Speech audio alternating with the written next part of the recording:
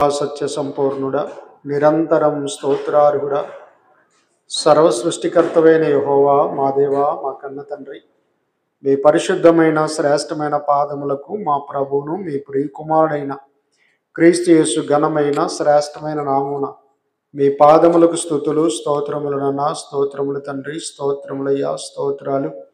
ఇంతవరకు కాపాడి నడిపించిన దాన్ని బట్టి స్తోత్రాలు. చేరువచ్చిన మీ పిల్లలందరినీ దీవించండి, కాపాడండి. మహా ఉన్నతమైన మీ మాటలను మాకు తెలియపరచమని, సత్యమందే మమ్మల్ని ఉంచుమని, విశ్వాసమందు వాక్యమందు మీ ప్రేమయందు మమ్మల్ని అందరినీ స్థిరపరిచి బలపరిచి అభివృద్ధి చేయమని క్రీస్తు యేసు ఉన్నతమైన శ్రేష్టమైన నామమున ఈ ప్రార్థన సమర్పించి పొంది ఉన్నాము తండ్రి. ఆమేన్. ప్రేమైన దేవుని వారలారా, దేవుడు అనేసరికి సమాజం రకరకాలుగా ఆలోచించేస్తుంది. దేవుడు అనగానే వారు కల్పించుకున్న దేవుళ్ళ గురించి లేదా దేవతల గురించి మాట్లాడుతూ ఉంటారు. ఎప్పుడైనా గుర్తుపెట్టుకోండి, ఏంటంటే దేవుడు అనగానే కనిపించేవి ఏది దేవుడు కాదు. మనిషి కళ్ళకు కనిపించేది ఏది దేవుడు కాదు. సమాజం ఎలా కల్పించుకుంది అంటే మానవుడే మాధవుడు,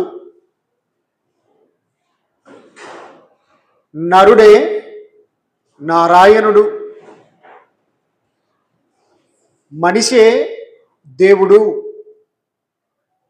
అని కల్పించుకున్నారు. మరికొంతమంది కవీశ్వరులు ఏం చేశారంటే తల్లి, తండ్రి, గురువు, దైవం, తల్లిదండ్రే దేవుడు అనేవారు కూడా ఉన్నారు. బాగా గమనించండి. గురువు అనగానే దైవంతో సమానం అంటూ ఉంటారు. ఇది ఎప్పుడు మాట్లాడతారో చాలా జాగ్రత్తగానండి. ఒక వైద్యుని దగ్గరికి వెళ్తే వైద్యుని ఎవరితో పోలుస్తారు తెలుసా? దేవుడు అంటుంటారు. పసిపిల్లలను కూడా దేవునితో సమానం అంటుంటారు. ఇవన్నీ కూడా మన పరిసర ప్రాంతాల్లో మనుషులు భావించే భావన. కానీ దేవుడు అంటే అలా కాదు.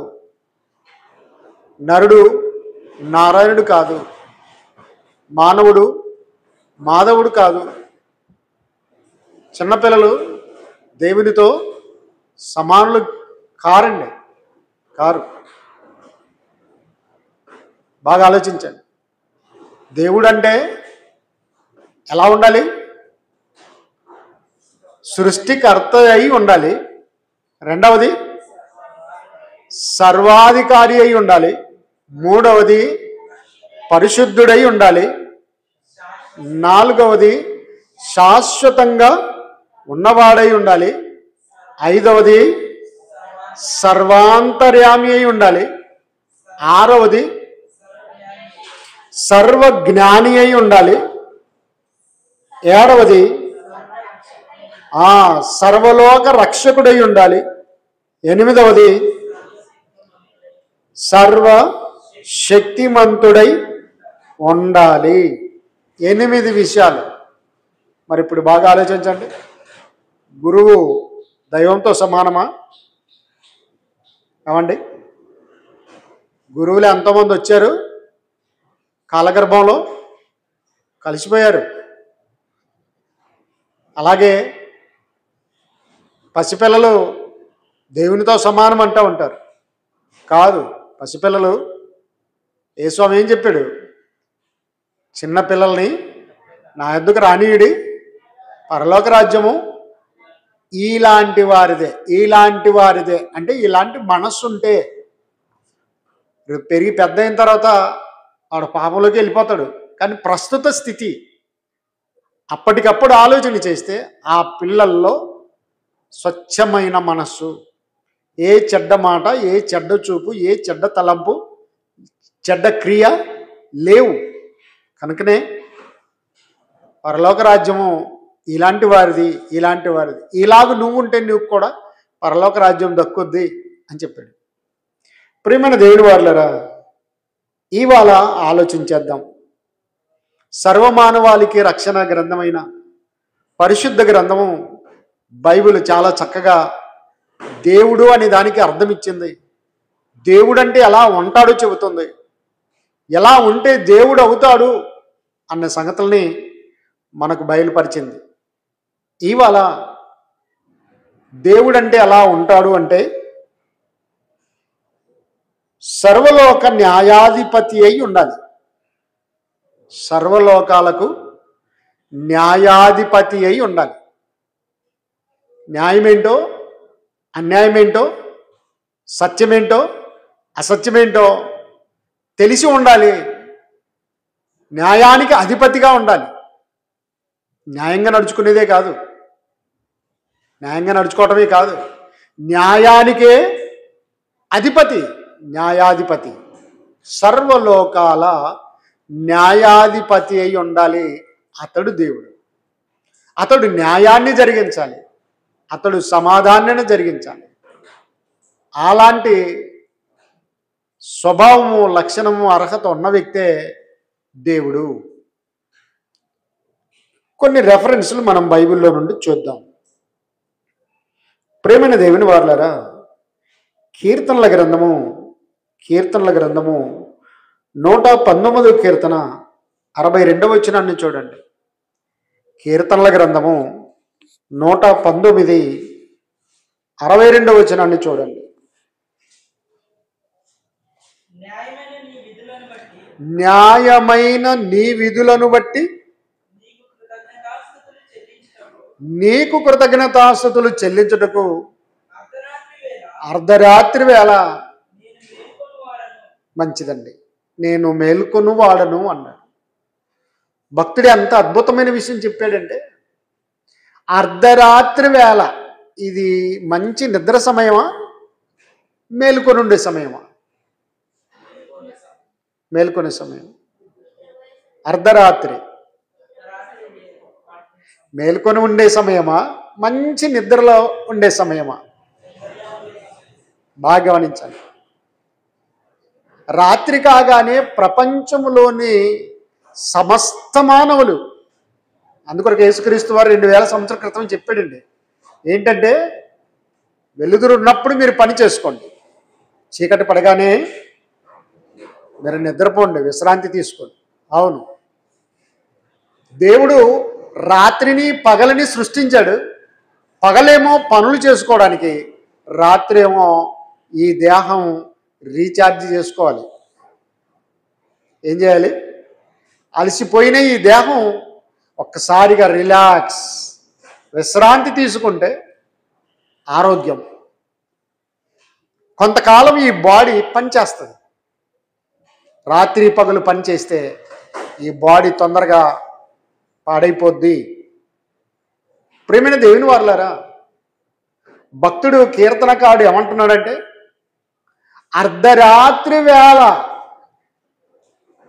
నేను మేల్కొని వాడను అన్నాడు. ఎందుకు మేల్కొంటావయ్యా అంటే, కృతజ్ఞతాస్తుతులు చెల్లించడానికి. కృతజ్ఞతాస్తుతులు ఎందుకు చెల్లిస్తావయ్యా అంటే, అద్భుతమైన మాట చెప్పాడు. దేవా, నీ న్యాయ విధులను బట్టి. ఏ విధులు? నీ విధులన్నీ కూడా న్యాయమైనవి. అట్టి న్యాయమైన విధులను బట్టి నీకు కృతజ్ఞతాస్తుతులు చెల్లించడానికి అర్ధరాత్రి అయినా సరే మేల్కొంటాను నేను.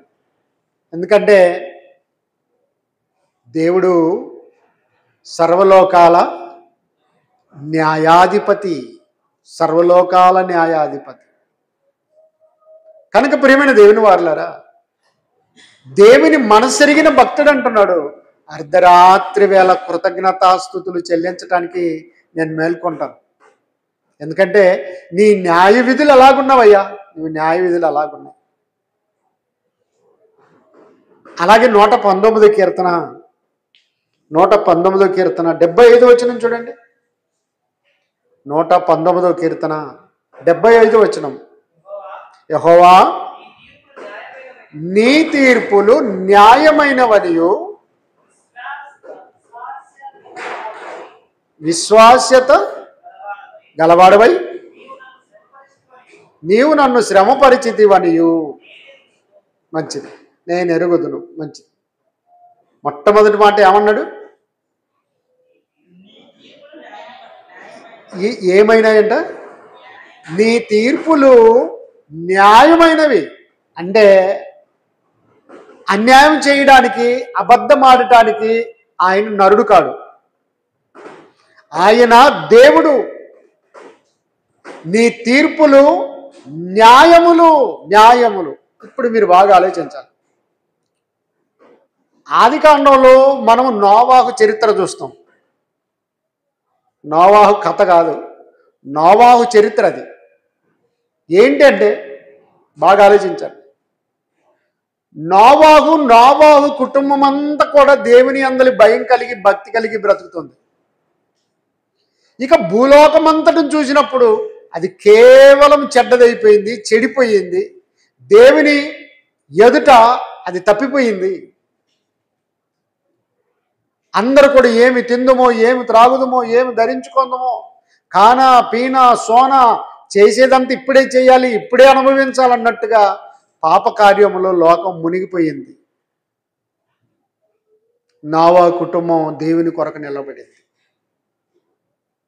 మరి దేవుడు ఇక్కడ న్యాయం జరిగించాడని ఆలోచన చేస్తే ప్రజలందరిని చూసి, లోకాన్ని చూసి దేవుడు బాధపడ్డాడు. హృదయంలో నొచ్చుకున్నాడని రాయబడింది. హృదయంలో నొచ్చుకున్నాడు. ఒక రకంగా ఈ మాటను ఎలా అనాలంటే దేవుడికే స్ట్రోక్ వచ్చింది. ఏమొచ్చింది? స్ట్రోక్ అంటే ఆత్మ వచ్చింది. స్ట్రోక్ అంటే గుండె నొప్పి వచ్చింది. హృదయములో నొచ్చుకొనేను అనగానే మనకు గుండె నొప్పి పుట్టిందనుకోండి, ఏం చేస్తాం?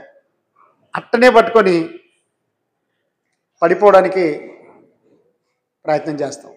నడవలేము, ఆ నొప్పిని భరించలేము. కనుక ఈ ప్రజల పాపాలను చూసి, త్రోవ తప్పిపోవటం చూసి దేవుడు హృదయంలో నొచ్చుకొని వారికి సంతాపం తెలిపేశాడు. సంతాపం ఎవరికి తెలుపుతారండి? ఎవరికి తెలుపుతారు?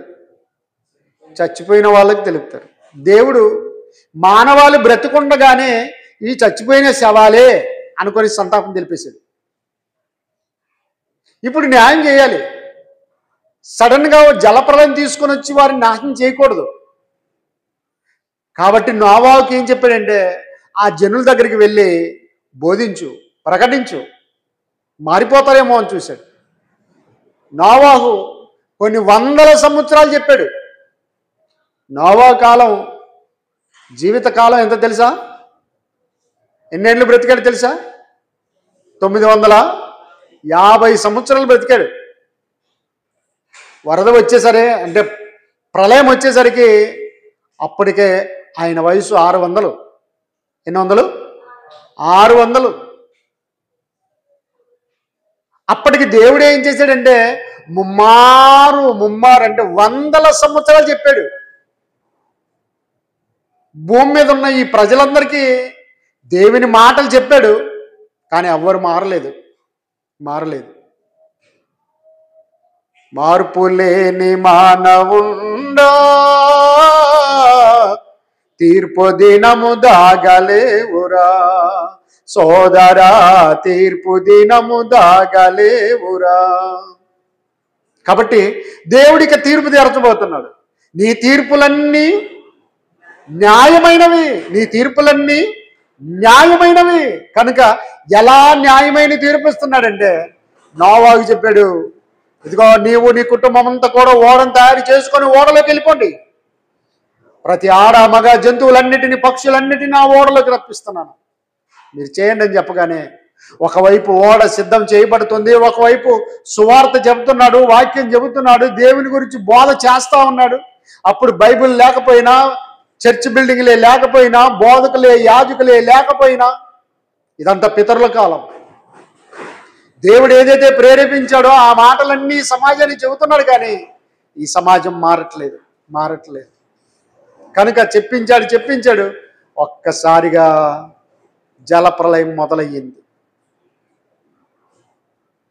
అలాగ లోకమంతటిని ముంచేసుకుంటూ వచ్చేసింది. బాగా ఆలోచించండి. దేవుడు తాను సృష్టించుకున్న మనుషుల్ని నాశనం చేయటం న్యాయమా అని అంటే ఎస్, న్యాయమే. ఆయన తీర్పులు న్యాయమైనవి. ఎందుకంటే ఊరికనే వారిని నాశనం చేయలేదు. వారి పాపము నుండి మరలిపోవాలని, మారు మనసు పొందాలని నోవాహు ద్వారా బోధ చేయించాడు, కానీ వారు మారలేదు. కనుక మారనప్పుడు ఏం చేయాలి? నాశనం చేయాలి. కాబట్టి ప్రియమైన దేవుని వారలారా, నీ తీర్పులు న్యాయమైనవి. కనుక దేవుడు అనగానే సర్వలోకాల న్యాయాధిపతి అయి ఉండాలి.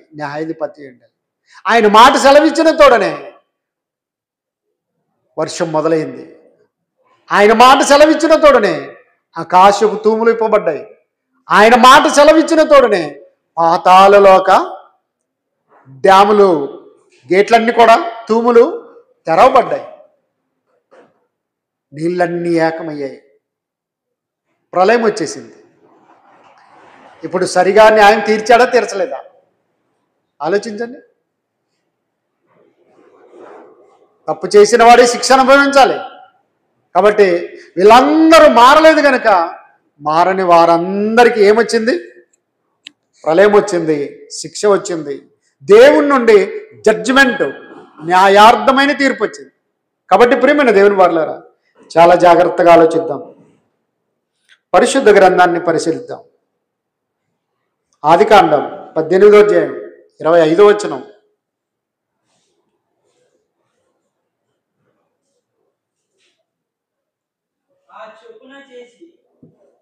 ఆ చొప్పున చేసి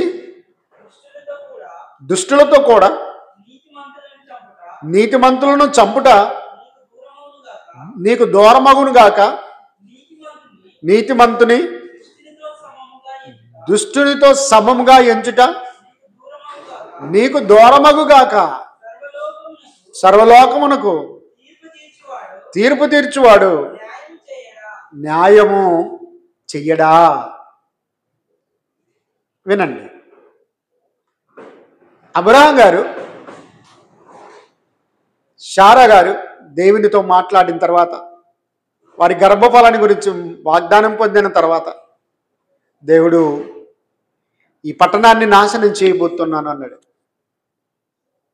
ఈ పట్టణము దేవుని భయం అసలు లేనిది కనుక ఈ పట్టణం నాశనం చేయడమే మంచిది అనుకున్నాడు. అప్పుడు అబ్రహాము అడ్డుపడ్డాడు. దేవా, 50 మంది భక్తులుంటే ఈ పట్టణాన్ని నువ్వు కాపాడవా అనగానే చాలా జాగ్రత్తగా ఆలోచించండి.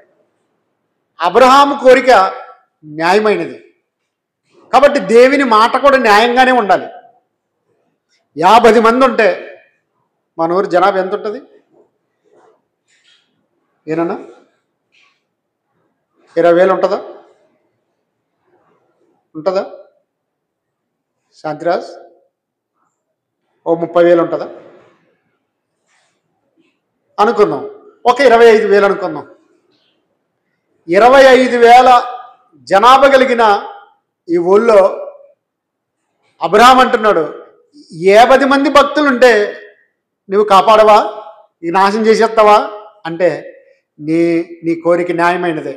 కాబట్టి 50 మంది ఉంటే నేను ఈ పట్టణాన్ని నాశనం చేయను, కాపాడుతానన్నాడు. అబ్రహాం మళ్ళొకసారి రీసెర్చ్ చేశాడు. 50 మంది ఉండొచ్చా, ఒకవేళ తగ్గుతారేమో అని ఆలోచించి ఏమన్నాడు తెలుసా? 45 మంది ఉంటే కాయవా అన్నాడు. సరే కాస్తానన్నాడు. మళ్ళీ అబ్రహాం గారికి డౌట్ వచ్చింది. ఆ భాగాన్ని, ఆ అధ్యాయాన్ని మీరు చదవండి. ఆదికాండం 18వ అధ్యాయంలో బాగా గమనించండి. 40 మంది ఉంటే అన్నాడు, కాపాడుతున్నాడు. 30కి వచ్చింది, 20కి వచ్చింది, చివరికి ఎంతకు వచ్చింది? 10కి వచ్చింది. 10 మంది ఉంటే కాపాడవా అనగానే దేవుడు తగ్గుతూ తగ్గుతూ వస్తున్నాడు. చూడండి, అబ్రహాం అడిగినట్టుగానే వస్తున్నాడు. 10 మంది ఉంటే కూడా కాపాడుతానన్నాడండి. దేవునికి స్తోత్రం. చివరికి అబ్రహాం అంటున్నాడు, 10 మంది భక్తులు కూడా ఈ పట్టణంలో కనిపించేటట్టు లేరు. అంటే అర్థమైందా? 25,000 జనాభా కలిగిన మన ఊరు గురించి ఆలోచించేస్తే 10 మంది అంటే మిగతా వాళ్ళు ఎంతమంది? 24,990 మంది. అంటే 24,990 మంది దుర్మార్గులు ఉండినా 10 మంది భక్తులు, నా భక్తులు, యెహోవా భక్తులు ఉంటే కాపాడుతాను ఈ పట్టణాన్ని అన్నాడు. చివరికి 10 మంది భక్తులు కనిపించలేదు అబ్రహాం గారికి. 5 మంది భక్తులుంటే అన్నాడు. దేవా, చివరిసారిగా మాట్లాడుతున్నాను, మరొకసారి నేను మాట్లాడను. 5 మంది భక్తులుంటే నువ్వు దీన్ని కాపాడవా అనగానే అలాంటి పప్పులే ఉడకవు, చల్, ఈ పట్టణాన్ని నాశనం చేయబోతానన్నాడు. ఎన్ని వేల మంది ఉన్నారు, నువ్వు ఎన్ని వందలు, 10 చెప్తున్నావు, 100 కాదు 10 చెబుతున్నావు. అయినా అడ్జస్ట్ కావాలనుకుంటున్నాను, అడ్జస్ట్ కావాలి, సర్దుకోవాలనుకుంటున్నాను. కానీ నువ్వేమో చివరికి 5 మంది అంటున్నావు. 5 మంది కూడా లేరేమో, నన్ను ఒక్కని బట్టి అయినా కాపాడవనేటట్టున్నావు. చూసారే, అందుకొరకు నోవా కాలంలో సంఖ్య తక్కువైంది. సంఖ్య ఎంత తక్కువైంది తెలుసా? 2 తక్కువయ్యారు. అందుకొరకే ప్రపంచానికి నాశనము, ప్రళయం వచ్చేసింది. నోవా కుటుంబం ఎంతమంది ఉన్నారు? 8 మందే. కనీసం 10 మంది ఉంటే పట్టణాన్ని కాపాడుతానన్నాడు దేవుడు.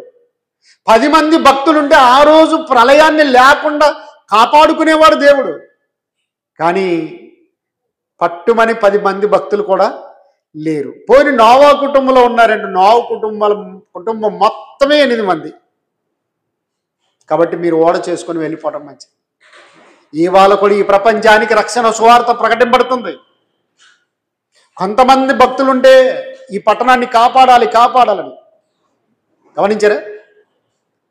అందుకొరకే ఓడవచ్చింది రక్షణ, ఓడవచ్చింది, వాడవాడల వారినంతా తీసుకెళ్ళుటకు రండి, పల్లె పట్నం వారినంతా తీసుకెళ్ళుటకు.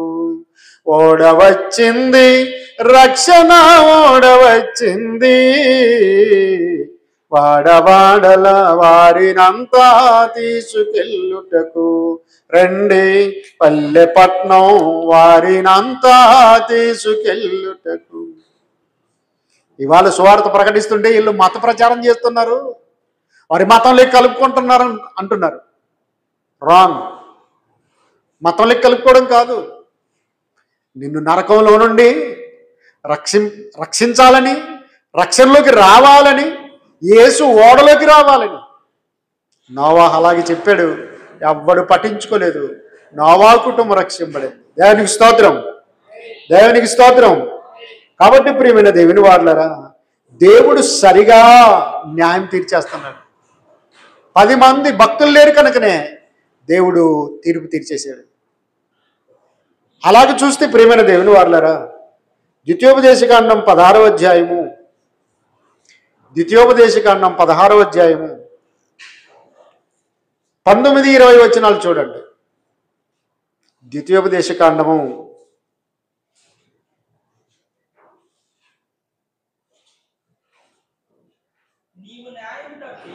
నీవు న్యాయము తప్పి తీర్పు తీర్చకూడదు, పక్షపాతం చేయకూడదు, లంచం పుచ్చుకొనకూడదు. యాలి అనగా లంచము జ్ఞానుల కన్నులకు గురుడ్డితనము కలగజేయును. నీతిమంతుల మాటలకు అపార్థం పుట్టించును. నీకు జీవించి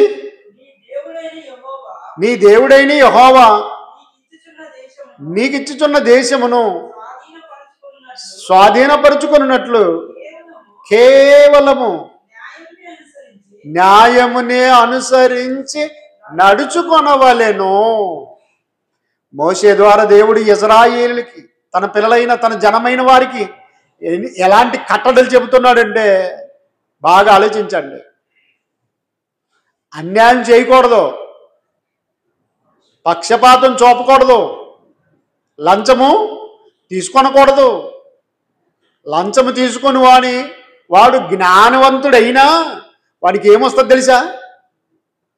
గురుడితనం వస్తుందట. జ్ఞానవంతుడివే కావచ్చు, విద్యావంతుడివే కావచ్చు, లంచం ఆశించి లంచం తీసుకున్నావు అంటే నువ్వు గుడ్డివాడు అయిపోతావు. చాలా జాగ్రత్తగా ఆలోచించండి. ఇశ్రాయేలులకి ఈ కట్టడలన్నీ చెప్పేశాడండి. వాగ్దానం చేసిన దేశాన్ని స్వతంత్రించుకుంటున్న నీవు ఏం చేయాలి తెలుసా? కేవలం న్యాయమును బట్టియే నడుచుకోవాలి. దేన్ని బట్టి? న్యాయమును బట్టే నడుచుకోవాలి. ఇవాళ ప్రపంచంలో లేదా లోకంలో న్యాయస్థానాలు అనేకం ఉన్నాయి. ప్రతి దేశంలో న్యాయస్థానాలు ఉన్నాయి.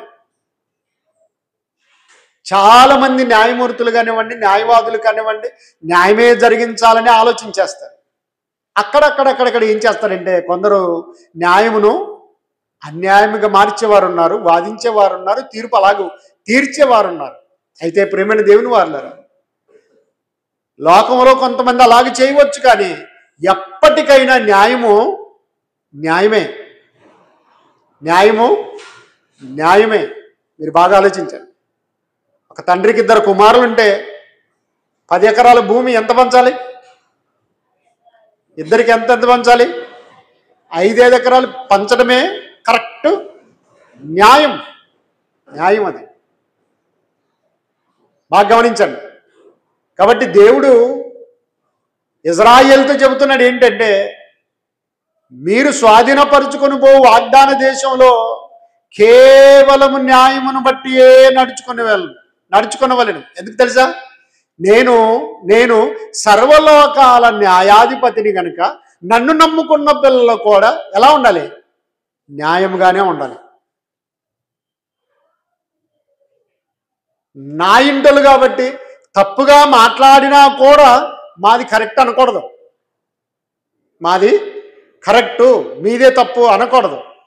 నా ఇంటి వాళ్ళైనా నేనైనా విషయం ఏంటో తెలుసా? మాది తప్పు, మీది కరెక్ట్. కొన్నిసార్లు చాలామంది అండి మొండిగా వాదిస్తూ ఉంటారు, మొండిగా కొట్లాడుతూ ఉంటారు. ఏంటంటే చేసిన తప్పు వాళ్ళ పిల్లడిది తప్పే, వాళ్ళ పిల్లవాడే తప్పు చేశాడు, కానీ ఎదుటి వాళ్ళ మీద దుమ్మెత్తిపోస్తూ ఉంటారు. వీడికి ఏమవుతుందంటే ఇదే అన్యాయంలోనే మునిగిపోతాడు. ఇంకా అంటే ఎన్ని చేసినా మా అమ్మ కొట్లాడుతుంది, ఎన్ని చేసి వచ్చినా మా నాన్న కొట్లాడతాడు, నా పక్షాన కొట్లాడడానికి సిద్ధంగా ఉన్నారు, గొడవ చేయడానికి సిద్ధంగా ఉన్నారు, కాబట్టి నాకేం భయం లేదు అన్నట్టు వీడు అన్యాయాలు చేసుకుంటూ తిరుగుతాడు. కానీ నువ్వు నీ పిల్లలకు ఇది కరెక్ట్ కాదు, నీవు అన్యాయం చేసావు, అన్యాయం ఇట్లా మాట్లాడావు అని గద్దించావనుకో కరెక్ట్ న్యాయంలోకి వస్తాడు. కాబట్టి మీ పిల్లలను ప్రభు యొక్క శిక్షలోను బోధలోను పెంచమని ఎఫెసీ పత్రిక 6:4 రాయబడింది. కాబట్టి ప్రియమైన దేవుని వారులారా, చాలా జాగ్రత్తగా ఆలోచించండి. దేవుడు అనగానే కొందరికి అన్యాయం చేసి, కొందరికి మోసం చేసి, కొందరికి న్యాయం తన వాళ్ళకి చేసుకొని అది కాదండి. దేవుని లక్షణము తన వారైనా, తను నమ్మిన వాళ్ళైనా, అవిశ్వాసులైనా, దేవుడే లేడనే వాడైనా కూడా దేవుడు న్యాయమే చేస్తాడు.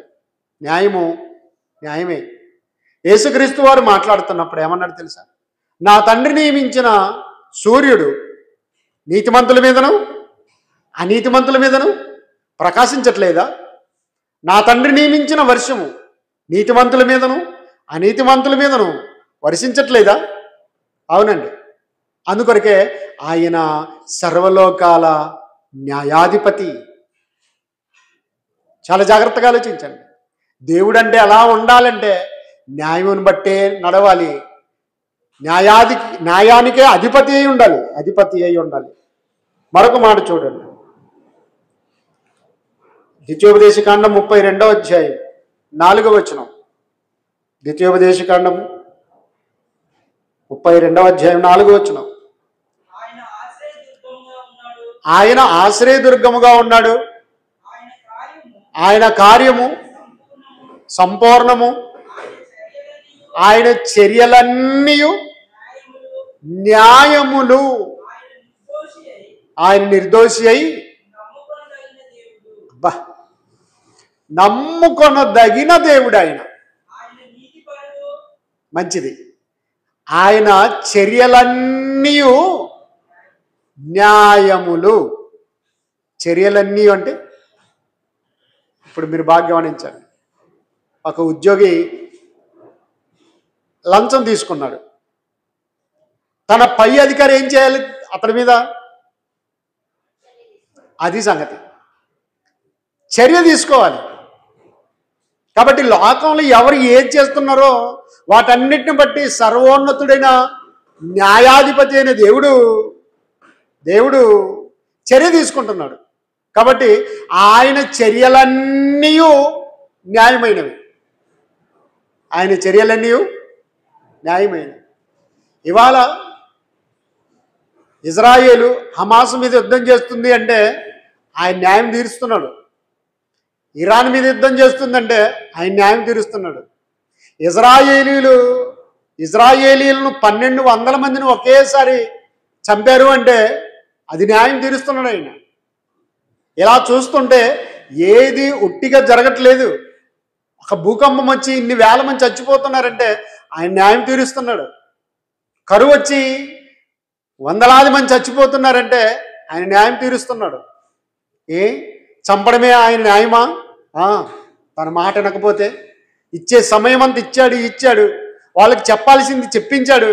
వారు ఇంకా మారకపోతే చర్య తీసుకోవాలి కదా, తీసుకోవాలా లేదా? కాబట్టి ఆయన చర్యలన్నీ న్యాయములు. బాగా ఆలోచించండి ప్రియమైన దేవుని వారలారా. మొదటి రాజుల గ్రంథం 3వ అధ్యాయంలో అద్భుతమైన విషయం ఉంది. 3వ అధ్యాయం తర్వాత చదువుకోండి. మొదటి రాజుల గ్రంథం 3వ అధ్యాయం 11వ వచనం చూడండి. 11వ వచనం. దేవుడు అతనికి ఇలాగ సెలవిచ్చను, దీర్ఘాయువునైనను ఐశ్వర్యమునైనను నీ శత్రువుల ప్రాణమునైనను అడగక న్యాయమును గ్రహించుటకు వివేకము అనుగ్రహించుమని నీవు అడిగితివి. చూసారే, సొలొమోను గారి ప్రార్థన అండి ఇది. ఏ ప్రార్థన? సొలొమోను గారు చేసిన ప్రార్థన. దేవుడికి మొరపెట్టుకున్నాడు. దేవుడేమో అంతకు మునుపు సొలొమోను నీకు ఏది కావాలి కోరుకో అన్నాడు. సొలొమోను ప్రార్థన చేస్తూ, దేవా, బాగా ఆలోచించండి, నీ ప్రజలైన ఇజ్రాయేలీలకు న్యాయము తీర్చుటకై నాకు తెలివియు వివేచనను అనుగ్రహించుము అని వేడుకున్నాడు. దేవునికి స్తోత్రం. ఏంటట? నీ ప్రజలైన ఇజ్రాయేలు. ఎవరి ప్రజలు? బాగా ఆలోచించండి. మేము రూలింగ్ పార్టీ మాది కాబట్టి మేము ఇష్టం వచ్చినట్టు చేస్తామంటుంటారు. సొలొమోను రాజుగారు ఇజ్రాయేలు దేశమును 40 సంవత్సరాలు పరిపాలించాడు. ఎన్ని సంవత్సరాలు? అంతకంటే ముందు వాళ్ళ నాన్న 40 సంవత్సరాలు దావీదు గారు, అంతకంటే ముందు సౌలు రాజు 40 సంవత్సరాలు. సొలొమోను గారు 40 సంవత్సరాల కాలంలో మంచి పరిపాలన, యుద్ధం లేని పరిపాలన, నెమ్మది గల పరిపాలన. కాబట్టి ఇజ్రాయేలీలలో గొడవలు వస్తాయి, సమస్యలు వస్తాయి. భూముల విషయంలో, ఇండ్ల విషయాల్లో ఒకవేళ ఇండ్ల విషయంలో పక్కింటి వారితోనూ మాట్లాడే విషయంలోనూ ఏదో ఒకటి అన్యాయాలు జరిగిపోతూ ఉంటాయి. కనుక నీ ప్రజలైన ఇజ్రాయేలీలకు న్యాయం జరిగించుటకై నాకు తెలివియు వివేచనను అనుగ్రహించుమన్నాడు. దేవుడికి ఇది ఇష్టమైన ప్రార్థన, ఇష్టమైన ప్రార్థన. ఎందుకంటే దేవుడే చెప్పాడు, ఐశ్వర్యమునైనను సంపదనైనను శత్రువుల ప్రాణమునైనను నువ్వు అడగలేదు. అలా అడిగింటే కూడా ఇచ్చేవాడినే, కానీ అవన్నీ నీకు ఉపయోగపడతాయి, నాకు ఉపయోగపడవు. వెండి బంగారం ఐశ్వర్యం సంపద శత్రువుల ప్రాణాలు నువ్వు తీయవచ్చునేమో, కానీ బాగా గమనించండి, అద్భుతమైన మాట అన్నావు చూడు, నా ప్రజలకు న్యాయం తీర్చడానికి అన్నావు చూడు. రైట్, ఇది మంచిది, ఇది మంచిది. కనుక జ్ఞాన వివేకము గల మనస్సును నీకు అనుగ్రహించుదును అని చెప్పేసి దేవునికి స్తోత్రం. కాబట్టి ప్రియమైన దేవుని వారలారా, సొలొమోను కోరుకున్నది ఏంటంటే న్యాయం తీర్చాలా, న్యాయం తీర్చాలా. అందుకొరకే ఇద్దరు తల్లుల విషయం వచ్చింది. ఒక తల్లి ఏమో తన బిడ్డ మీద పొరలి చంపేసుకుంది. బతికున్న బిడ్డను తీసుకొని తన పక్కన వేసుకొని చనిపోయిన బిడ్డను ఇంకొక ఆవిడ దగ్గర వేయటం జరిగింది. అది చిన్నగా సొలొమోను రాజు దగ్గరికి వెళ్ళింది. న్యాయం తీర్చాలి కదా. ఈ రోజుల్లాగా DNA పరీక్షలు ఏమీ లేవు. కాబట్టి అస్సలైన పరీక్ష ఏంటంటే కత్తి తీసుకొని రా. ఈ చిన్నపిల్లను ఏం చేయాలి, మధ్యకు 2 భాగాలు చేసేసేయి, దానికి ఒక భాగం దీనికి ఒక భాగం ఇచ్చేయమన్నాడు. నిజముగా కన్నపేగు బంధం అక్కడ బయటపడింది. అలా బయటపడాలంటేనే నరకాలి, నిజంగా నరకాలని కాదు, అక్కడ సరిసగం చెయ్యాలని కాదు, అక్కడ నిజమైన తల్లి ఎవరో బయటపడతారని. అప్పుడు అయ్యా రాజా, నా బిడ్డను దాని దగ్గరే బ్రతకనివ్వు, దానికే ఇచ్చేయి. నా పిల్లోడు చచ్చిపోయాడు అనుకుంటానులే, కానీ వాడు బతికుంటాడు కదా. ఎక్కడున్నవాడు ఢిల్లీకి రాజైనా తల్లికి కొడుకే కదా, కాబట్టి వాడు బతికుండేది కోరుకోవాలి అని చెప్పి దానికే ఇచ్చేయమండి. నిజంగా కుమారుణ్ణి పిల్లగాన్ని చంపుకున్న తల్లి ఏమంది, సరిసగం చెయ్యి అంది. ఓహో, కన్న గర్భం కాదు ఇది. చూసిరే, న్యాయం, న్యాయం. కనుక దేవుడు సర్వలోకాల న్యాయాధిపతి, న్యాయాధిపతి. కనుక ప్రియమైన దేవుని వారలారా, సొలొమోను గారి ప్రార్థన అంగీకరించిన ఇష్టపడిన దేవుడు ఇజ్రాయేలుకి న్యాయం తీర్చడానికై సొలొమోను గారికి తెలివిని, జ్ఞానాన్ని ఇవ్వటం జరిగింది. యోబు గ్రంథము 34వ అధ్యాయము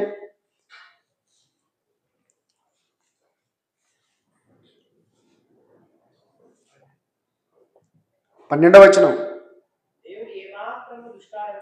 దేవుడు ఏమాత్రము దుష్కార్యం చేయడు, సర్వశక్తుడు న్యాయము తప్పడు, సర్వశక్తుడు న్యాయము తప్పడు, తప్పడు. బాగా గమనించండి. కొన్నేళ్ల కిందట ఒక అతను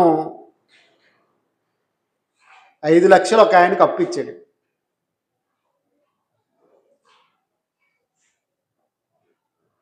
అప్పు తీసుకున్న మనిషి చచ్చిపోయాడు.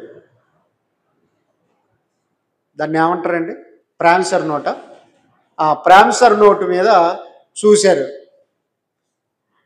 5 లక్షలు తీసుకున్నారు అని వచ్చి వాళ్ళ కొడుకుల్ని భార్యని వాళ్ళని అడిగితే, మాకేం సంబంధం లేదు, మాకు చెప్పి ఇచ్చావా అని ఎగ్గొట్టారు. ఆ కాగితం పట్టుకొని సంతకం చేసిన వాళ్ళు ఎవరు, దీన్ని రాసింది ఎవరు అని చూశారు. సంవత్సరం అయింది, 2 సంవత్సరాలు అయింది, 3 సంవత్సరాలకి నేను దొరికాను. ఆ ప్రామిసర్ నోటు తీసుకొని నేనున్న చోటుకు వచ్చారు. వచ్చి, ఇది ఎవరిదో చూడబ్బా, దీన్ని ఎవరు రాశారు, ఈ సంతకం ఎవరిది అంటే చూశాను. చూసి ఇప్పుడు ఏం చెప్పాలి, నేనే రాశానని చెప్పాను. ఈ రైటింగ్ నాదే, ఈ సంతకం కూడా నాదే అని చెప్పాను. ఎట్టయినా ఒక్కసారి ఆ పంచాయతీకి రానైనా న్యాయం చెప్పాలి. నువ్వు నేను రాసినానని చెప్పు, అంతే. ఏం చెప్పాలా? కోర్టుకు పోయినా కూడా ఆ పత్రము ఆ సంతకం చూస్తే ఆ అక్షరాలు ఆ సంతకం నాదే కాబట్టి ఏమని చెప్పాలి న్యాయమూర్తి దగ్గర? ఈ సంతకం నాదే, నేనే రాశాను అని చెప్పాలి. పెద్దలందరూ వచ్చారు, నా కొరకే ఎదురు చూసుకుంటున్నారు. వచ్చారు, కూర్చున్నాను. అందరూ కూర్చొని మాట్లాడుతున్నప్పుడు రాజు పాస్టరు, ఈ సంతకం నీదే కదా అని అడిగినారు. అడక్క ముందు ఒక సంఘటన జరిగింది. ఎందుకంటే ఆ పత్రం అప్పు ఉన్న వాళ్ళు ఇంట్లోకి పిలిచారు. కాళ్ళు ఏళ్ళు పట్టుకొని, నేను రాసిలేనని చెప్పు నాన్న, నీ కాళ్ళు పట్టుకుంటాం. వాళ్ళు నాకు పెరుగు అన్నము అవి ఇవి బాగానే పెట్టినారు ఇంట్లో. తిన్నాను. తిన్న తర్వాత మనం చెప్పినట్టు చెబుతాడు కదా అన్నది వాళ్ళ ఆలోచన. లేదు అంటే ఇంకొక మాట చెప్పారు. ఏంటంటే నీకు కొంత ఇస్తాం, ఆ పత్రము చూడలేదు, ఆ సంతకం నాది కాదు, ఆ రాత కూడా నాది కాదని చెప్పు అని అన్నారు. అప్పుడు ఏం చెప్పాలా? ఒకవైపు డబ్బు ఆశ ఉంది, నాకు కూడా ఉంది ఆశ. బాగా గమనించండి. ఏం చేయాలా అని చెప్పి మందిలో వచ్చి కూర్చున్నా. వాళ్ళకి ఇంటోళ్ళకి ఏమంటే ఇంకేదో అనుకున్నాడు మనసులో, మొత్తానికి మనకి మేలే చేస్తాడు, 5 లక్షల భారం తెగిపోతుంది. చీటికి మాటికి వాళ్ళు రావడము, అడగడము, గొడవ చేయడం బాగులేదని ఎట్లయినా చెబుతాడంటే పెద్ద మనుషులు అన్నారు, ఈ రాత నీదేనా, సంతకం నీదా కాదా, ఒక్క మాట చెప్పబ్బా అంటే నేను అందరు ఎదురు చెప్పిన. అప్పు ఇచ్చిన వాళ్ళు ఉన్నారు, అప్పు తీసుకున్న వాళ్ళు ఉన్నారు. రాసింది నేనే, ఆ అక్షరాలు నావే, ఆ సంతకం నాదే. ఒకరోజు అలా చోట కూర్చొని ఇద్దరు కూర్చున్నారు, నేను రాశాను, ఇచ్చి తీసుకున్నారు. ఓ ఏడవడం కాదు, ఎంత అన్యాయం చేస్తేవురా నాయన, కొంప ముంచితీవు కదరా నువ్వు. ఎవరు ముంచారు? నేను ముంచానా? రాసిన విషయం ఉన్నది ఉన్నట్టు చెప్పాను, అంతే. కాబట్టి ప్రియమైన దేవుని వారలారా, ఏమనుంది యోబు గ్రంథంలో? సర్వశక్తుడు న్యాయము తప్పడు. ఒకవేళ నేను అన్యాయంగా నేను ఇది రాయలేదు అంటే ఒక 10,000 ఇచ్చేవాళ్ళేమో, అంతే కదా. 5 లక్షల దగ్గర 10,000 పెద్ద సమస్య కాదు. 10,000 ఇచ్చి 10 పూట్ల భోజనం పెట్టిన ఆయన వైరాపు అనేవాళ్ళు. కానీ దేవుని ఎదుట నేనేమైపోతాను? అబద్ధం ఆడిన అననీయ సప్పీరా ఏమయ్యారు? చచ్చారు. కాబట్టి అబద్ధం ఆడలేను. బాగా ఆలోచించండి ప్రియమైన దేవుని వాళ్ళారా. సర్వశక్తుడు న్యాయము తప్పడు. దుష్కార్యం చేయుట అసంభవము. ఆయన ఏ దుష్కార్యం చేయడు, ఆయన అన్యాయం చేయడు, న్యాయాన్ని మాత్రం తప్పిపోడు. ఎందుకంటే న్యాయానికి అధిపతి ఆయన, న్యాయానికి అధిపతి. కాబట్టి ప్రియమైన దేవుని వారలారా, దేవుడు అనగానే సర్వలోకాల న్యాయాధిపతి. కీర్తనల గ్రంథము 97వ కీర్తన 2వ వచనం చూడండి. 97వ కీర్తన 2వ వచనం, నీతి న్యాయములు ఆయన సింహాసనమునకు ఆధారములు. అబ్బా, ఇప్పుడు అర్థమైందా? ప్రధానమంత్రి సింహాసనానికి ఇప్పుడు ఇద్దరే ఆధారములు ఉన్నారు. ఎవరు చెప్తారా రాజేష్? ప్రధానమంత్రికి ఇప్పుడు ఇద్దరే ఆధారం ఉన్నారు. ఇప్పుడు ప్రస్తుతం సంవత్సరం అయిందా ప్రధానమంత్రి అయినా? 10 ఏళ్ళ పీరియడ్ అయిపోయిందిలేండి. ఇప్పుడు ఎన్నికయ్యాడు కదా, సంవత్సరం అయింది. అవును, ఇద్దరే ఆయన సింహాసనానికి ఆధారం. ఎవరో తెలుసా? అన్నా కేంద్రంలో ప్రధానమంత్రి కుర్చీకి రెండే ఆధారాలు ఉన్నాయి. ఒకటి నితీష్ కుమార్, రెండవది చంద్రబాబు. వీళ్ళ ఎంపీల బలం తీసేసుకుంటే ఖచ్చితంగా కూలిపోతుంది. ఖచ్చితంగా ప్రధాని పీఠము కూలిపోతుంది. ఇప్పుడు సర్వలోకాల న్యాయాధిపతి అయిన దేవుని సింహాసనము రెండిటి మీద ఉందటండి. ఆ రెండేంటంటే నీతి న్యాయములు, సత్యం ధర్మములు నీ సింహాసనానికి ఆధారములు. వస్తుందా పాట? ఎప్పుడు ఎక్కడదో. దేవుని సింహాసనానికి ఇప్పుడు మనం కూర్చున్న ఈ చైర్కి 4 కాళ్ళు ఉంటాయి. ఉన్నాయా? దేవుని సింహాసనానికి 4 కాళ్ళు ఉన్నాయి. అవే నీతి న్యాయములు, సత్యము, ధర్మము అనే ఉన్నాయట. ఏముంది బైబిల్లో చూడండి, 97 కీర్తన 2వ వచనంలో నీతి న్యాయములు ఆయన సింహాసనమునకు ఆధారము. ఇప్పుడు బాగా గమనించండి, నేను కూర్చున్న చైరు ఈ 2 కాళ్ళు ఇరిగిపోతే నేనేమవుతాను? ఏమవుతానండి? కింద పడిపోతాను. కింద పడిపోతాను అంటే నేను న్యాయాధిపతి కాదు, అంతేనే కదా? బాగా గమనించండి, ముఖ్యమంత్రి ప్రధానమంత్రి కాదన్నమాట. పడిపోయిన తర్వాత ఇంకేమవుతాడు? రాజీనామా చేసి ఇంటికి పోతాడు. ఇప్పుడు దేవుని సింహాసనానికి నీతి న్యాయము అనే ఆధారాలు ఉన్నాయి, ఆధారం ఉంది. ఇప్పుడు దేవుడే నీతి తప్పితే దయమైపోతాడు, దేవుడే న్యాయం తప్పిపోతే అన్యాయస్తుడు అవుతాడు. అన్యాయస్తుడు దేవుని రాజ్యం చేరుకొనట చూసారా? అసంభవం. కాబట్టి దేవుడున్న పోస్టుకు ఇవి తప్పిపోతే అతడు దేవుడు కాదు, అతడు దేవుడు కాదు. కాబట్టి నీతి న్యాయములు దేవుని సింహాసనానికి ఆధారమై ఉన్నాయి. ఆయన ఎప్పుడు నీతి తప్పడు, ఆయన ఎప్పుడు అన్యాయం చేయడు, ఆయన దుష్కార్యం చేయుట అసంభవం. అబద్ధమాడుట అసాధ్యము, ఆయన వల్ల కాదు. కాబట్టి ఎప్పుడు మాట్లాడినా, ఎప్పుడు చర్య తీసుకున్నా, ఏది చేసినా ఆయన న్యాయంగానే చేస్తాడు. ఆయన తీర్పులు న్యాయములు, ఆయన చర్యలన్నీ న్యాయార్థమైనవి. కాబట్టి ప్రియమైన దేవుని వారలారా, ఇంకొక మాట చూద్దాం. పరిశుద్ధ గ్రంథంలోకి వెళ్ళండి. 119వ కీర్తన 175వ వచనం. కీర్తనల గ్రంథం.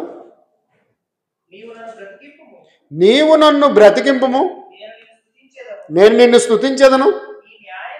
నీ న్యాయ విధులు నాకు సహాయములగునుగాక. నీ న్యాయ విధులు అంటే ఇజ్రాయేలుకి న్యాయ విధులు చెప్పాడు, ప్రభు నమ్మిన వారందరికీ న్యాయ విధులు చెప్పాడు. లోకంలో ఇవాళ చట్టాలన్నీ ఉన్నాయి కదండి. ఈ చట్టాలన్నిటికి మూలం ఎక్కడో తెలుసా? ఎలా తయారు చేసుకున్నారు? అంబేద్కర్ గొప్ప చదువుకున్న వ్యక్తి, గొప్ప చదువులు ఉన్నాయి, ఎంతవరకు ఇండియాలో ఎవ్వరు చదవలేదు. బాగా గమనించండి. అలాంటి అంబేద్కర్కు చట్టాన్ని లేదా రాజ్యాంగాన్ని ఎక్కడి నుండి రాసుకున్నాడు? మనకు రాసుకొచ్చింది ఎక్కడ? వివిధ దేశాలు, బ్రిటన్ కానివ్వండి, ఫ్రాన్స్ కానివ్వండి, అమెరికా కానివ్వండి, వాళ్ళ చట్టాలను చదివాడు. ఆ చట్టాలను చదివి రాజ్యాంగంగా తయారు చేశాడు. వాళ్ళు ఎక్కడి నుంచి తయారు చేసుకున్నారు? ఫ్రాన్స్ కానివ్వండి, బ్రిటన్ కానివ్వండి, అమెరికా కానివ్వండి, ఎక్కడి నుంచి తయారు చేసుకున్నారు? ఒకప్పుడు రోమా సామ్రాజ్య రాజ్యాంగాన్ని చూసుకున్నారు. రోమా సామ్రాజ్య చట్టం ఎక్కడి నుండి వచ్చింది? ఎలాగూ ప్రపంచంలో ఉన్న 223 దేశాల రాజ్యాంగాలన్నిటికీ మూలము మోషే ఇచ్చిన 10 ఆజ్ఞలు. మోషేకు 10 ఆజ్ఞలు ఎవరిచ్చారు? దేవుడిచ్చాడు. అంటే ప్రపంచ రాజ్యాంగాలన్నింటికి రాజ్యాంగం ఏది ఇప్పుడు చెప్పండి? బైబిలు బైబిలు బాగా గమనించండి ప్రేమని దేవుని వారలారా. అట్టి రాజ్యాంగాలను ప్రపంచానికి అనుగ్రహించింది. న్యాయము అన్యాయం గురించి చట్టాలు సెక్షన్లు చేసుకున్నాయి. అలాగూ బైబిల్ చెప్పిన న్యాయమే ఇప్పుడు చట్టాలుగా రూపొందింది. శిక్షలు అనుభవిస్తూ ఉన్నారు. కాబట్టి ప్రియమైన వారలారా, నరహత్య చేస్తే పలాని సెక్షన్, దొంగతనం చేస్తే పలాని సెక్షన్ ఉందా లేదా, కిడ్నాప్ చేస్తే పలాని సెక్షన్, ఇలాగ సెక్షన్స్ ఉన్నాయి. పలాని సెక్షన్ ప్రకారంగా ఇతడు దోషి అని తేలింది కనుక ఈ శిక్ష విధించాలి. ఇలాగ చూస్తే ప్రియమైన దేవుని వారలారా, దేవుడు తన న్యాయాన్ని బట్టి లోకాన్ని నడుపుతూ ఉన్నాడు. అలాగే సామెతల గ్రంథం 8వ అధ్యాయం 15వ వచనం. సామెతల గ్రంథం 8వ అధ్యాయం 15వ వచనం.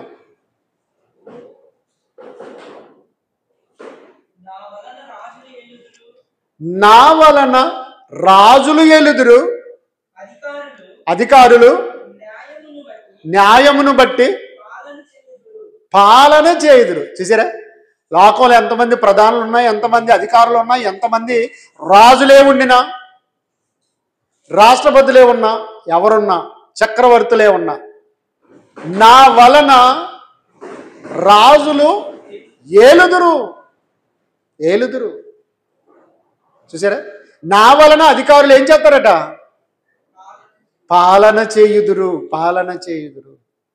కాబట్టి ఈ రాజ్యాంగాలన్నింటికీ, ఈ శిక్షా స్మృతులన్నిటికీ, ఈ చట్టాలన్నింటికీ ఆధారము బైబిలుకు ఆధారము దేవుడు.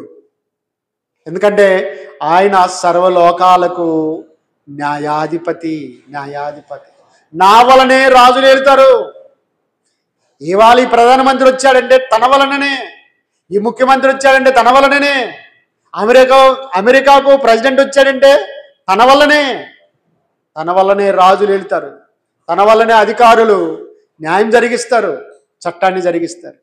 కాబట్టి ప్రియమైన దేవుని వారలారా, దేవుడు అంటే సర్వలోకాల న్యాయాధిపతి. మత్తయి సువార్త 23:23. మత్తయి సువార్త 23వ అధ్యాయం 23వ వచనం చూడండి. అయ్యో వేషధారులైన శాస్త్రులారా, పరిసయ్యులారా, మీరు పుదీనాలోను, సోపులోను, జీలకర్రలోను 10వ వంతు చెల్లించి ధర్మశాస్త్రంలో ప్రధాన విషయములలో అనగా న్యాయమును, కనికరమును, విశ్వాసమును విడిచిపెట్టితిరి. వాటిని మానక వీటిని చేయవలసి ఉండెను.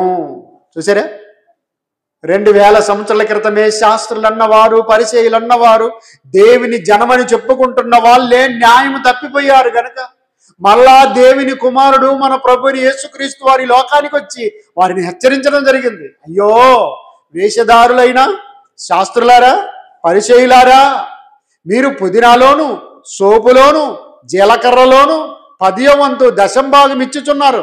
అయితే ధర్మశాస్త్రములో ప్రధానమైన వాటిలో వాటిని విడిచిపెట్టేశారు. ఏంటయ్యా అంటే మొట్టమొదట చెప్తున్నాడు చూడు యేసుస్వామి. ఏమన్నాడండి? న్యాయమును విడిచిపెట్టారు. ఏం విడిచిపెట్టారు?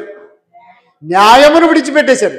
తర్వాత కనికరమును విడిచిపెట్టారు. తర్వాత విశ్వాసాన్ని విడిచిపెట్టారు. ప్రధానమైన వాటిని విడిచిపెట్టి మీరేం చేశారంటే, ఇదిగో 10వ వంతు ఈ జీలకర్ర తీసుకెళ్ళు, దశంభాగం తీసుకెళ్ళు, ఈ 10 సంచులు తీసుకెళ్ళు, ఈ సోపు ఇదొక 5 సంచులు తీసుకెళ్ళు అని ఇలాగూ ఇచ్చారు. కానీ దశమ భాగం మీరు ఇవ్వవలసిందే. కానీ వీటిని చేస్తూ వాటిని చేయాలి. ఏది? న్యాయాన్ని జరిగించాలా, మీరు అన్యాయంగా ఉన్నారు. కనికరం చూపాలా, కానీ మీరు కనికరం చూపట్లేదు. విశ్వాసంతో ఉండాలి, కానీ మీలో విశ్వాసమే లేదు. ఇవేమి లేకుండా దశమ భాగాలు ఇస్తున్నారు. చూసారే, దేవుడు పరిశుద్ధుడు కనుక మనము పరిశుద్ధులై ఉండాలి. ఆయన సర్వలోకాల న్యాయాధిపతి కనుక ఆయన నమ్ముకున్న వాళ్ళు న్యాయముగానే ఉండాలి. అది నీకు నష్టం జరిగించవచ్చు, నీకు కష్టమే కావచ్చు, కానీ న్యాయంగానే ఉండు. న్యాయంగానే మాట్లాడు, న్యాయంగానే వ్యవహరించు. బాగా గమనించారా? కనుక ఈ లేఖన భాగాన్ని చూసినప్పుడు శాస్త్రులు పరిచయాలు న్యాయం తప్పిపోయారు కనుక న్యాయంలో ఉండాలని యేసుక్రీస్తు వారు వారిని హెచ్చరించడం జరిగింది. అలాగే లూకా సువార్త 20వ అధ్యాయం 21వ వచనం చూడండి.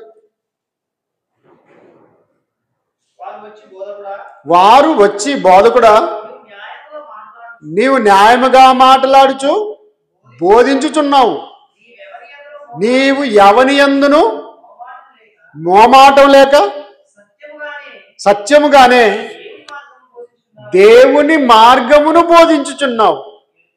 మంచిది, దేవుని మార్గమును బోధించుచున్నావు అని ఎరుగుదు.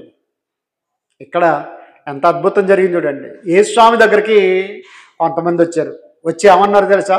బోధకుడా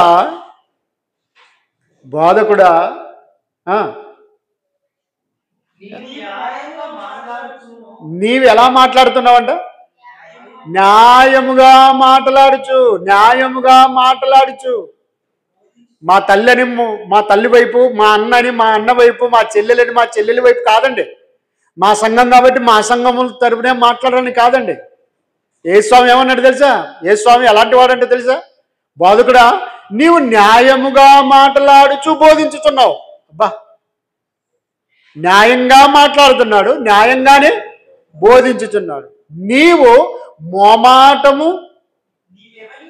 నీవెవని యందును మోమాటం లేక సత్యముగానే దేవుని మార్గమును బోధించుచున్నావు అని మాకు తెలియదు. ఏంటిది మోమాటం అంటే? ఇంతకు మునుపు మన ఊళ్ళో కూడా ఎవరైనా పాడి ఉన్నవాళ్ళు, అంటే ఆవులు గేదెలు ఉన్నవాళ్ళు అవి ఏమైనా ఈనుకొనినప్పుడు జున్ను కానీ ఫ్రీగా పెట్టేవాళ్ళు. పిల్లల్ని వీళ్ళని పిలిచి జున్ను చేశాను తిందిరండి అనేవాళ్ళు. మరికొన్నిసార్లు మజ్జిగ ఫ్రీ. ఇప్పుడు మజ్జిగ గ్లాసు ఎంత? 10 రూపాయలు. బాగా గమనించండి. చెమ్ములు మజ్జిగ ఫ్రీగా పోసుకొని పోయేవాళ్ళు.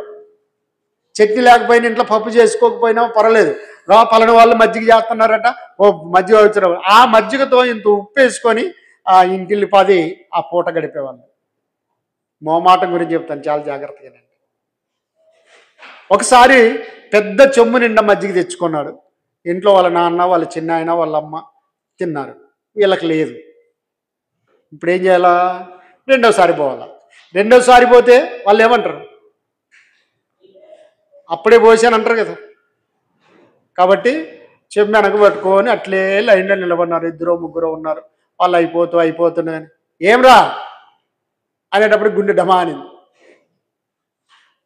మళ్ళీ వచ్చావు, ఇప్పుడు పోసి పంపించాను కదా అని అంటే, అప్పుడు మా అమ్మ తినింది, మా నాన్న తిన్నాడు, ఇది మాత్రం దాపెట్టుకున్నారు. అందుకొరకే సామెత వచ్చింది, మజ్జిగొచ్చి ముంత దాచుకున్నాడు అని. మరి దాన్ని ఎందుకు దాపెట్టుకున్నావు?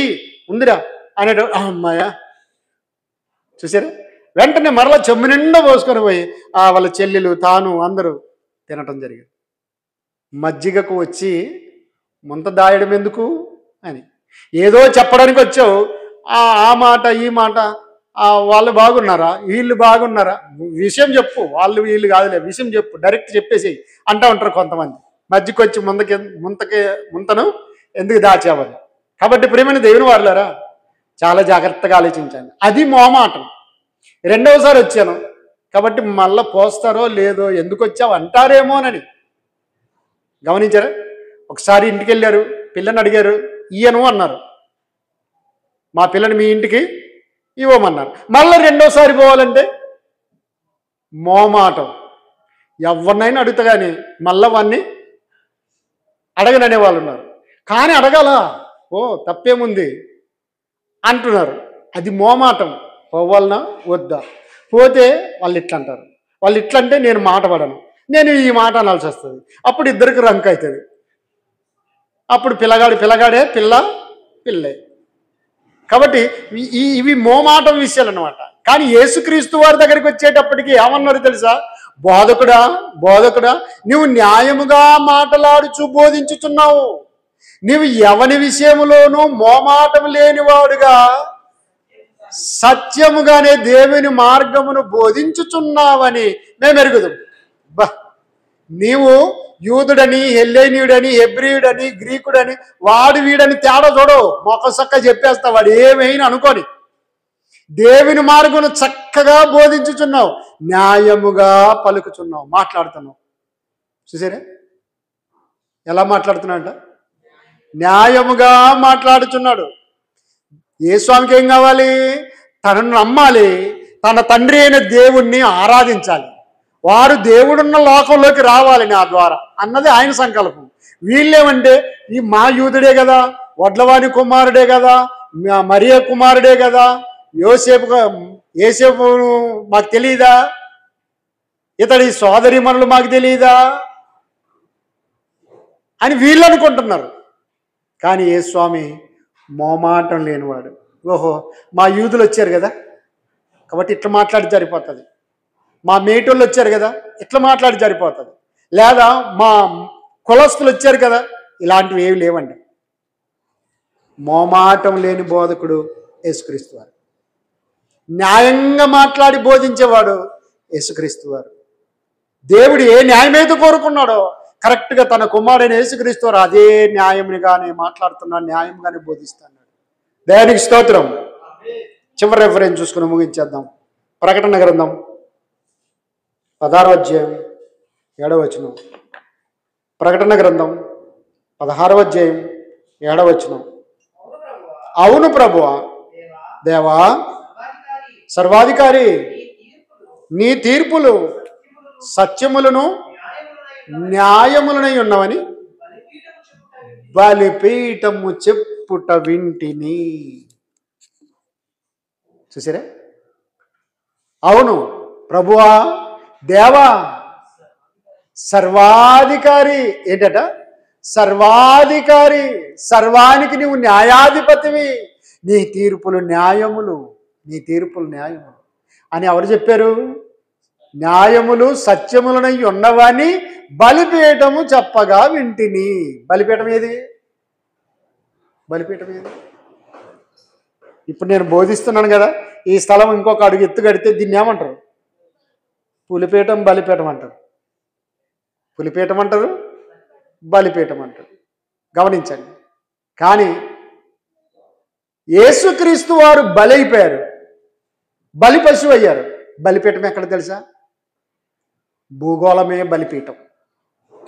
ఈ భూమి మొరబెట్టిందట. మరోసారి చదవండి వచ్చినండి. ప్రభువా, దేవా, సర్వాధికారి, నీ తీర్పులు సత్యములను న్యాయములనై ఉన్నవని బలిపీఠం చెప్పుట ఏంటిని. ఏది చెప్పింది ఇప్పుడు? బలిపీఠం అంటే భూమండలం మీద యేసుక్రీస్తు వారు సిలువలో బలియాగమైపోయాడు కనుక బలిపీఠం అనే భూమి చెప్పింది. దేవా, ప్రభువా, నీ తీర్పులు సత్యమైనవి న్యాయమునై ఉన్నవి. అబ్బా, కాబట్టి దేవుడు అంటే ఎలా ఉండాలి? ఎలా ఉండాలి? సర్వలోకాల న్యాయాధిపతి అయి ఉండాలి. పరలోకమందు యుద్ధం జరిగింది.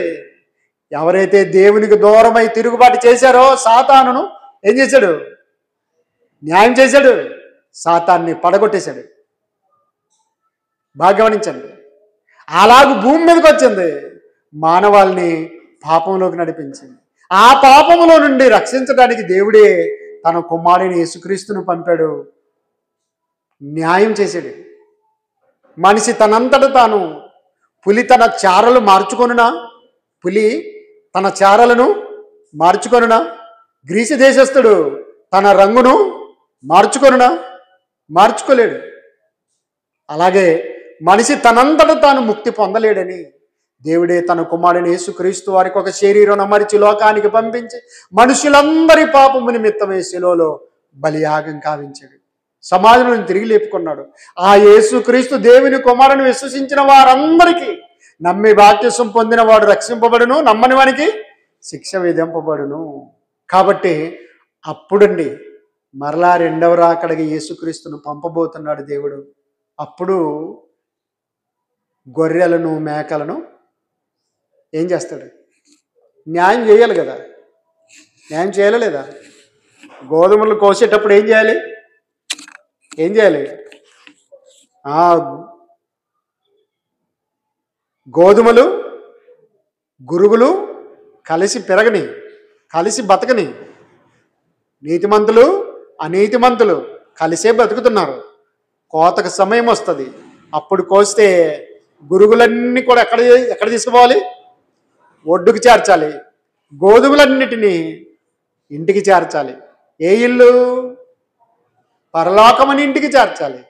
మరి వాటికి ఏం చేయాలి? గురుగులన్నిటికీ వీటికి నీళ్లు పెట్టినట్టుగాని వాటికి నీళ్లు పెట్టాను, వీటికి మంది చేసినట్టుగాని వాటికి మంది చేశాను, వీటిని కాచినట్టుగాని వాటిని కాచాను, నేను అన్నిటినీ కాపాడుకున్నాను. గమనించారా? దుర్మార్గుల్ని సన్మార్గుల్ని భక్తుల్ని భక్తిహీనులందరినీ కాపాడుకున్నాను. కానీ వారు నన్ను నమ్మలేదు, మారలేదు. కనుక న్యాయాధిపతి అయిన దేవుడు నిన్ను తీర్పు తీర్చేటి వేళలో ఏ గుంపులో నీ ముందువో యోచించుకో సోదరా. న్యాయాధిపతి అయిన దేవుడు గొర్రెలని నీతిమంతులు, మేకలనే పాపాత్ములు. గొర్రెలనే నీతిమంతులు, మేకలనే పాపాత్ములు మందలుగా విభజించగా ఏ గుంపులో నీ ఉందువో యోచించుకో ఓ సోదరా. న్యాయాధిపతి అయిన దేవుడు నీ నడతలన్నీ, నీ పడకలన్నీ, నీ నడవడిక అన్ని, నీ మాటలన్నీ, నీ చేష్టలన్నీ, నీ ఆలోచనలన్నిటిని కూడా ఆయన చూస్తున్నాడు, పరిశీలిస్తున్నాడు, అన్నిటినీ రాసుకుంటున్నాడు. ఒకరోజు లెక్క అడుగుతాడు. ఒకరోజు నిన్ను తీర్పు తీర్చబోతున్నాడు. జాగ్రత్త. ఆయన సర్వలోకాలకు న్యాయాధిపతి. దేవుడంటే ఎలా ఉండాలి అంటే, ఒక పక్షమయ్యుండి యుద్ధం చేసేవాడు కాదు, ఒక పక్షమయ్యుండి న్యాయం చేసేవాడు కాదు. సర్వలోకానికి న్యాయాధిపతి అయి ఉండాలి. ఆయన దేవుడు. ఎన్నో అంశం ఇది? 9వది. దేవుడు అంటే సృష్టికర్త అయి ఉండాలి. దేవుడంటే సర్వాధికారి అయి ఉండాలి. దేవుడంటే పరిశుద్ధుడై ఉండాలి. దేవుడంటే శాశ్వతుడై ఉండాలి. దేవుడంటే సర్వాంతర్యామి అయి ఉండాలి. దేవుడంటే సర్వజ్ఞాని అయి ఉండాలి. దేవుడంటే సర్వరక్షకుడై ఉండాలి. దేవుడంటే సర్వశక్తిమంతుడై ఉండాలి. దేవుడంటే సర్వలోక న్యాయాధిపతి అయి ఉండాలి. ఎన్ని విషయాలు? 9 విషయాలు ధ్యానించాం. మిగతా విషయం బ్రతికుంటే ధ్యానిద్దాం. అంత గొప్ప దేవుణ్ణి కలిగి ఉన్నాం. ఆయన ఎంత గొప్పవాడో మీరు తెలుసుకుంటున్నారు. ఆయన నుండి తప్పిపోవద్దు, దూరం కావద్దు. దూరం అయ్యావా? జీవం గల దేవుని చేతిలో పడుట బహుభయంకరం. జాగ్రత్త సుమి, జాగ్రత్త. దేవుడు తన మాటలు మన హృదయంలో ఉంచి ఫలింపజేయునుగాక.